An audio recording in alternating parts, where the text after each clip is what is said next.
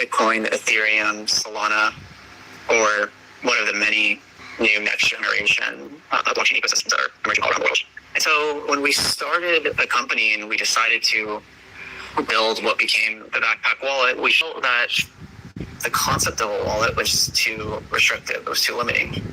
And the Backpack is such an elegant metaphor to describe something that's much more versatile, something that's much more adventurous, something that you can take, whether it's a business trip to Korea, or whether you're climbing Mount Fuji here in Tokyo, or whether you're just going to school or going to university and studying to get a degree. No matter what it is, no matter where you're going, no matter who you are, the Backpack is this fundamental tool to take with you to achieve whatever it is that you want to achieve. And it just felt like an appropriate evolution from not just a wallet, but something that became so much more. And if you layer on top of this one's perpetual love for MMORPGs and things like World of Warcraft and RuneScape, of course, you very quickly end up at inventory views, and the name Backpack very quickly becomes more and more appropriate for one's, view of the world. So in any case, there's a bunch of ways that you can slice it, but I do think it is a beautiful metaphor that articulates a lot of what the product is trying to achieve. And it seems to me like you basically had in your mind at least a kind of roadmap of where you wanted the product to go, starting with something I would say kind of simple, like a crypto wallet, traditional crypto wallet, but knowing that it was going to go to encompass a lot more. Is that right? It's certainly right. I mean, I think we started with this ambition to reimagine what the next evolution of wallets would look like. Obviously, fast forwarding from early 22 when we started the wallet to the end of 22 when FTX collapsed, the world changed pretty significantly. The industry changed, our personal lives changed quite significantly. The business changed. We're kind of, notorious for having lost the majority of our working capital on that exchange. And although we knew it would be much more than just a wallet, we never anticipated from the beginning that we would venture into the exchange landscape. Oh, really? That was going to be my next question. And that really was a matter of circumstance.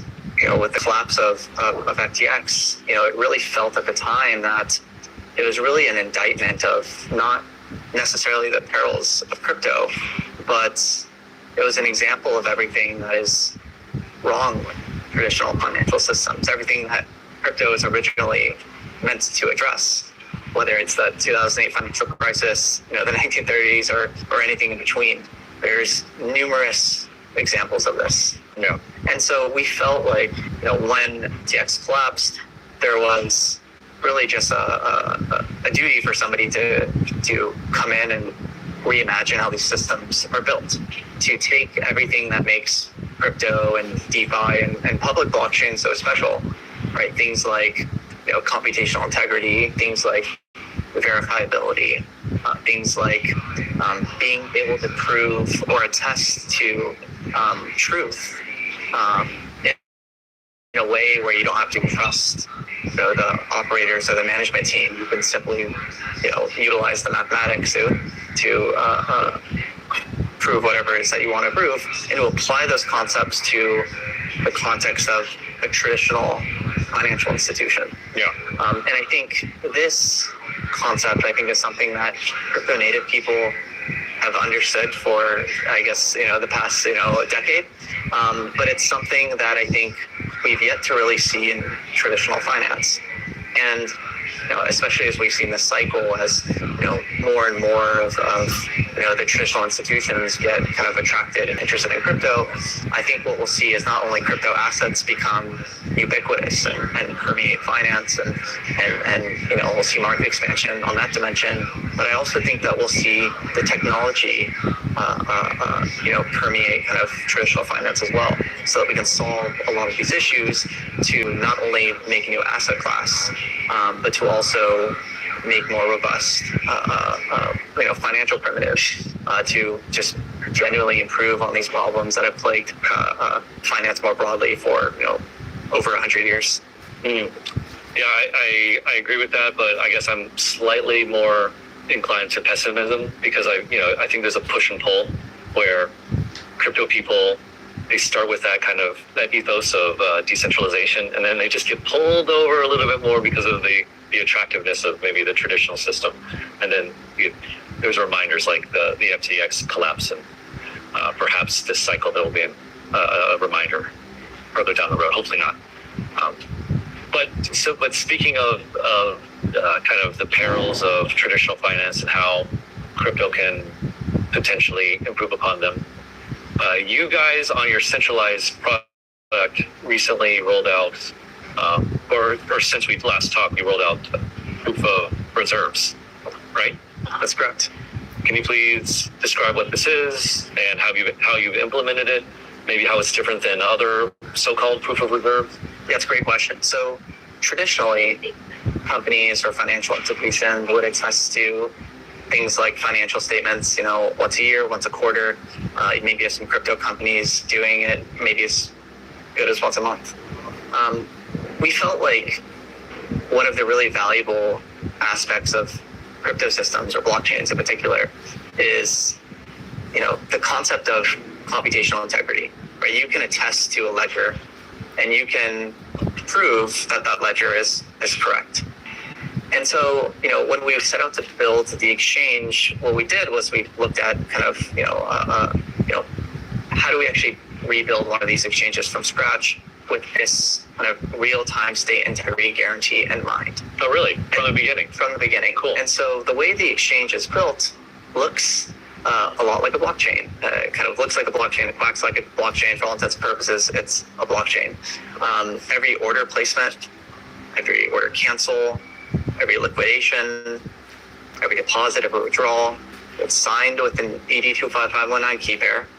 It's ordered in a global linear log of authenticated transactions, and it's deterministically replayed from the beginning of time up until today through a distributed set of validator clients. Very cool. To deterministically give you the state of the ledger at any given point in time.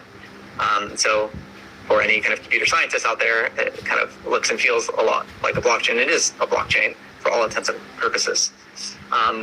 And this was extremely important so that we could have really strong guarantees over every aspect of the system at any given time, so that we can not only have privacy preserving computational integrity guarantees amongst a permission validator set, but to also be able to publicly attest to the ledger and anchor it by a public blockchain.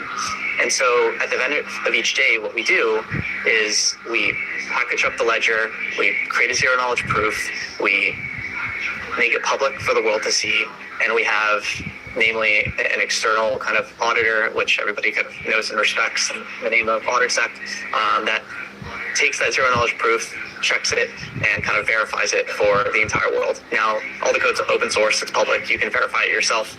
People just tend to not want to go run a bunch of cryptography on their own machine. But nevertheless, we do this not once a year, not once a quarter, not once a month. We do it every single day.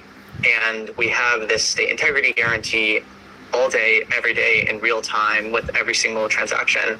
So from the beginning of time up until the present, the state of the ledger is proven, and every single day that ledger is anchored to every public blockchain that we support on the exchange. And so not only do you have this really powerful proof over the state of the world, but you also have distributed control over the system itself, where namely every deposit, every withdrawal goes through not only a validator client, which is distributed across multiple machines, but also a multi-party computation for all assets that are being moved in and out of the system. And so today we run all of those validators ourselves. It's a private permission blockchain, but it's a very small step to take this architecture and give you a node, me a node, and somebody else another node, and that starts looking like a permissioned blockchain or a decentralized exchange by some definition of the word decentralized. So, I think I would like to say we're not a centralized exchange. A centralized exchange does, I think, a disservice to all the hard work that we put in to genuinely build trust minimization into a regulated exchange product. But it's also not appropriate to call us a decentralized exchange either, because it also does a disservice for the folks that are genuinely censorship resistant, have global distribution, and are not simply co-located in a single data center. We are somewhere in the middle, where the whole system is verifiable.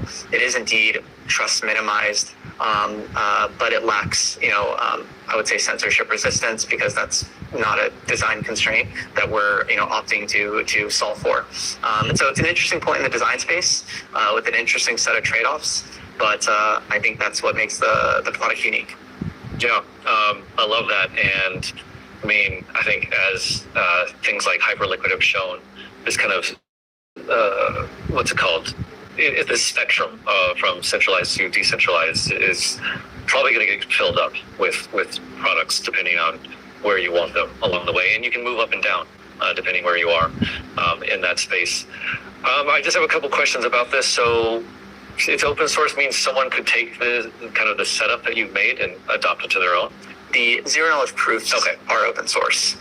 So you can take the proof that we publish every day, right, and you can verify it yourself in a way that's uncorruptible. Awesome. And I was just wondering, so like, for example, how would it, I'm not technically minded, but like, if let's say, God forbid, someone within your organization wants to like embezzle money, something like that, how would that show up as like an invalid transaction? It just wouldn't, the balances wouldn't match, basically? Yeah, it's a great question. So basically there's really three things that are proven with the zero knowledge proof. The first is simply that all of the balances that are sitting on all the wallets on every chain, so we have a page, backpack.exchange/reserves that you can go to, and you can see every single wallet and the actual breakdown of what assets are in each wallet. Cool. And so the first proof is that all of the cumulative sum of all of the tokens and all the wallets match the ledger that we publish.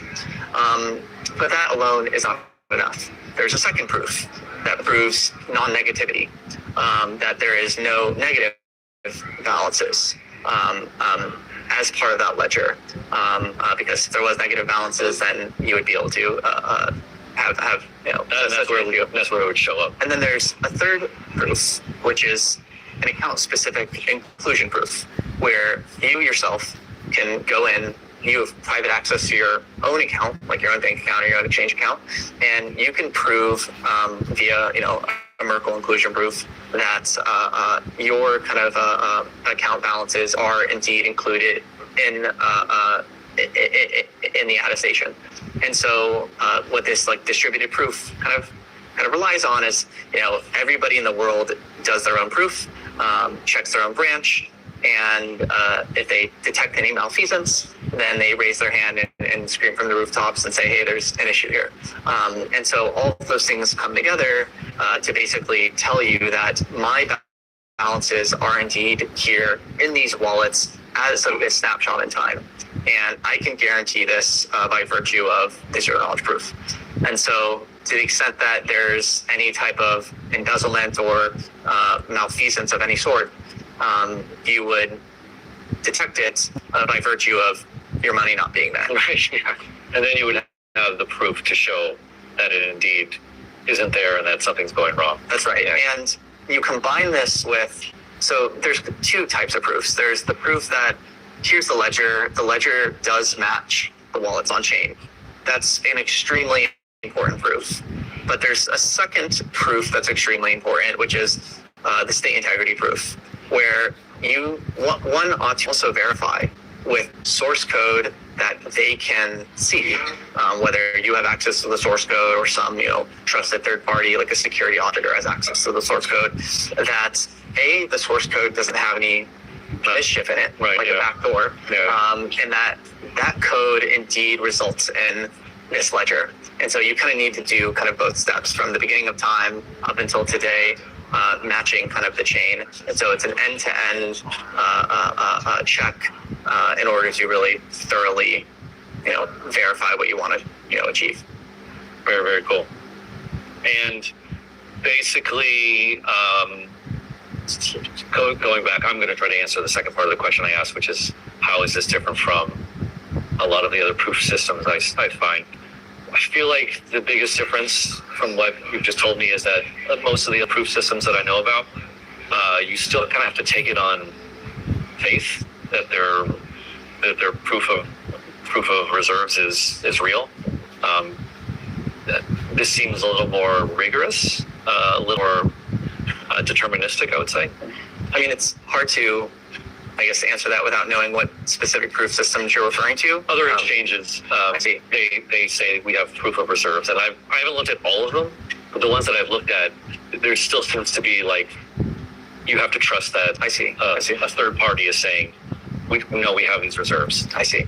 But I can't speak for kind of I'm not asking you the other exchanges. I do think that we are probably the only, I guess, traditionally centralized exchange that has this state integrity kind of guarantee. Yeah. So it's like a blockchain type platform that the exchange is built on. Yeah, as far as I know too. But I don't want you to get into any fights with anybody. So the other big thing that has changed since we last talked was perpetuals. Most recently, you launched perpetuals in Europe. That was a recent thing, pretty recent, right? That's right. So I'm assuming that this has to be MiCA compliant to some degree. Yeah. So MiCA is a different kind of regulatory regime to MiFID, which is what we serve derivatives under. It's all kind of, I guess, tangentially related, but they are different regimes. Okay. Could you educate me on what the difference is? Yeah. MiCA is more on what, like stable coins or just what a digital asset is? Yeah, exactly. Okay. Maybe more traditionally like spot markets. And, I see. And crypto more tangibly versus derivatives are contracts, things like perpetual futures that are synthetic representations of the underlying assets that they're trading. So it is a different product. Are they sister organizations, or are they all under one roof, MiCA and SINBIFA? Yeah, I mean, I don't know if sister is the right metaphor, but it's directionally correct. Yes. Okay. But what I was trying to ask is, like, was it about the same level of complexity, difficulty, easiness to get perpetuals working as compliant spot?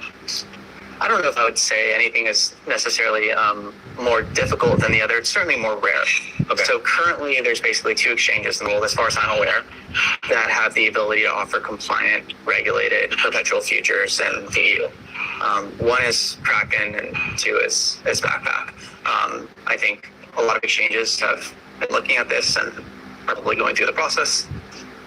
But as far as I'm aware, we're the only two exchanges currently live right now. And to me, that would indicate that it's probably not very easy or somewhat difficult. There's certainly nothing easy about building a regulated financial product. That's certainly true. Does this mean that there are kind of like gray, unregulated perpetual offerings in Europe? So basically like, oh, if you use this, it's your own kind of thing? I mean, yes and no. I mean, I think there's certainly just generally a lot of gray stuff in the world. It would be kind of preposterous to think that there wasn't. Yeah. there's nothing like in particular that comes to my mind. Okay. But I think the world's kind of wrapping its head around an ever kind of evolving regulatory regime in all the various parts of the world, which are all quite different and Yeah. that are doing this. I mean, the U.S. has done a pretty good job of twisting arms all around the world to get pretty much every major exchange to not let U.S. users use them unless they're regulated. But so I was just wondering if Europe is also like going after like international exchanges and telling them to not allow European people onto their exchange if they don't, if they're unregulated. But yeah, I'm not sure. So you have perpetuals in Europe. Do you also have them in Japan? Currently, no, we do. Yeah. So in Europe and anywhere else? Europe is our main kind of regulated derivatives product. I think Japan, we moved here over 2 years ago. Yeah. It's not a very common thing for a kid that's born and raised in California to pick up their kind of company and family and move over to this part of the world. But nevertheless, it's a pretty kind of, other than Tokyo just being a beautiful place and a super incredible place to live, as you know. 18 years. Yeah, it's also just a really kind of exciting place to be for crypto, I think, over the next couple of years. We're seeing certainly a resurgence of just interest and activity, and it really feels like the country is about to go through a very U.S. Type moment with respect to crypto, where you have like the Prime Minister now going to crypto conferences and articulating a lot of positive things about crypto. You have maybe this anticipation of taxes going down from 55 to 20% as crypto gets reclassified from a currency into a new regime. And so I think Japan will be an exciting place, and so it's certainly something that we've been working on for the past 2 years at this point. And so we're not there yet, but it's really after Europe, the place that we have our sights on with respect to getting a regulated product up and running. Yeah, I spoke with Haseeb Quresh at WebEx and then at Korea, and he had this amazing post after WebEx saying that he thought Japan was a quote unquote sleeping giant for crypto. A lot of people forget that Japan was responsible for maybe on the order of over 50% of Bitcoin trading volume going back to 2017. Binance famously was, I guess, somewhat originated in Tokyo, right? There is a very large crypto native population here in one of the largest, economies in the world. And going back to like the Mt. Gox days, right? Yeah. When, the hacks happened and kind of regulation clamped down and folks left, and I'm quite optimistic that we'll see that return. Yeah. And so it's definitely a great place to be, and I think the post you're referring to really hit the nail on the head. Yeah. I'm very excited for Japan to kind of take its place, and I think Hong Kong is kind of done, having been folded back into China, and so we've seen like an exodus out of there. So I think Japan can kind of make up a lot of lost ground. And I remember when all those crypto companies started to leave en masse when the tax laws became so onerous. So hopefully we'll see big changes. Right, so we are in this beautiful location here before a dinner or an event that you are co-hosting with 00. What's this event about? Why are you doing it? And I think generally it's fair to describe our role as ultimately support for great crypto projects, whether it's the wallets or the exchange. Our business ultimately relies on finding, supporting, and elevating the best projects that we can work with, built by the best people with the highest integrity, and that we think our users will love to support themselves. And I think 00 certainly is one of the projects that exemplifies that, where they are going after I would argue, one of the hardest and most ambitious technical challenges in the crypto space today. It's a physical world. There's a lot of different folks that work at very different levels of the stack. And going down to the lowest level, down to the network infrastructure, is as ambitious, as challenging, and as exciting as it gets. To take the position that the internet is not enough and that the internet is too slow, and to reimagine how you can build crypto networks on a new network layer is, in my view, as exciting as it gets as an engineer. And so, really, kind of this event is just about kind of doing our best to support 00 in the region of Japan, and whether it's the wallet, the exchange, or our community more broadly. And so we just love to kind of work with the best projects and to help in whatever small way we can. And this is just one kind of example of that support. Very, very cool. It does. I spoke with someone from 00. I'm blanking, and terrible. But they were talking about some of the infrastructure kind of test nets they were doing in Europe. I don't think I asked at the time, but are there any lines in Japan at all? Actually, that's a great question. I have no idea. Okay, yeah, because I would love to know. It would make sense, given, at least from the perspective of an exchange, how many, like Tokyo is really the epicenter of crypto exchanges. That's where, in US Tokyo is kind of where everybody lives. So that's where all the infrastructure lives. So I would imagine so, but that's a question for their team. Yeah. I'd ask that after this. And I was just a few more questions. First, so 00 would broadly be considered kind of a Solana, connected to Solana in some ways, although they're not officially at all. And when I spoke with them, they were like, yeah, we're looking at AI companies in Europe, or even gaming companies. So, but it does seem like it's kind of comes out of Solana and this IDRL, I'm getting that right, kind of ethos. Is Backpack still mostly like kind of focused on Solana? I mean, I think you could categorize it in a very similar way that you would 00, in the sense that there's certainly a lot of Solana heritage. That's a better way of saying it. Yeah, I mean, Solana is just one of the most exciting, continues to be one of the most exciting projects in all crypto, in my view. But Backpack is on every blockchain you can imagine, right? Bitcoin, Ethereum, Solana, Optimism, Arbitrum, Base, Plasma, you name it. We're supporting it, and that's part of what makes a great wallet and exchange product. But yes, Solana is always kind of like a second home, and continues to be, I guess, one of the projects I'm consistently most excited about. Cool. What about Solana DATs? How do you feel about those? Kind of capturing the imagination right now. Mr. Kyle Samani is kind of drawing a lot of attention after Tom Lee and Michael Saylor had their turn. I would love to hear your views on DATs in general, and maybe Solana DATs in particular. I mean, Kyle kind of speaks for himself. Right? He's a force of nature. हाँ ये डाल दिया group में डाल दिया ये वाला sir group में भी नहीं जा रहा है ना मैं नहीं डाल सकता ग्रुप में नहीं ये लिंक डाल दिया मैंने ग्रुप में डाल दिया है क्या ओके हाँ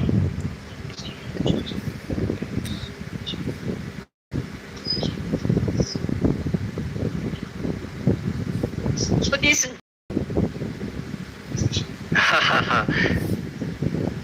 बाकी ये अलग स्टेज है ये वीडियो चल रहा है स्टेज मुझे तो लग रहा है अभी speech Okay, congratulations. congratulations and thank you, Mr. Thank you. Okay, that's all the lucky draw we have for this afternoon. Maybe at night we will still have one more, I think. 今晚可能有多一个抽奖。是大奖，而且是大奖啊，OK对，我们一起来期待这位大奖的诞生。OK，感谢各位嘉宾在圆桌中的精彩讨论。通过今天的交流呢，我们可以看到，Anomie 不仅仅是一款游戏，更是一个能够汇聚社区力量、推动创新落地的开放生态。That's right. Once again, thank you to all our panelists, okay, for your inspiration discussion. Now, through today's exchange, we can see that Anomi is not just a game, okay? It's an open ecosystem that gathers community strength and drives innovations. 那未来呢 ，Anomi 将需要更多顶级的 VC 的支持，为生态注入长期资本与战略资源。 In the future, Anomi will need the support of more top VCs to inject long-term capital and strategic resources. 所以我们也更需要更多合作伙伴携手，把 Anomi 的影响力扩展到更广阔的市场。 And also more partners to help expand Anomi's influence into broader markets. 同时，我们也期待更多的开发者代表能够加入，在 Anomi 的平台上创造出更多多元化的应用和玩法。 That's right, and as well as more developers to join and create diverse applications and gameplay on Anomi's. 相信呢，在座的每一位以及正在关注我们的朋友们，都可以成为 Anomi 生态的重要一环。 Today's panel is only the beginning. We believe that everyone here, as well as those watching us on the live there, yay, okay, now can become an important part of Anomi's ecosystem. 对，让我们携手共同把 Anomi 打造成真正面向全球的开放平台。 Let's join hands and build Anomi into a truly global open platform. 谢谢大家。 Thank you. A round of applause. 好，那我们这个时间，我们要将我们今天的晚宴再见了。 That's right. This concludes the core content of our launch event. Next, please proceed to the dinner venue to continue enjoying the fine food, networking, and interactions. 对，那晚宴呢将会在6点半正式开始，现场还有路演、圆桌讨论和卡牌挑战赛的总决赛。 The dinner will officially begin at 18:30, featuring roadshows, a panel discussion, and the final of the card battle challenge. 好，我们大家一起来期待 ，See you later. Please stay tuned. See you later. Thank you so much. Thank you. 60 million.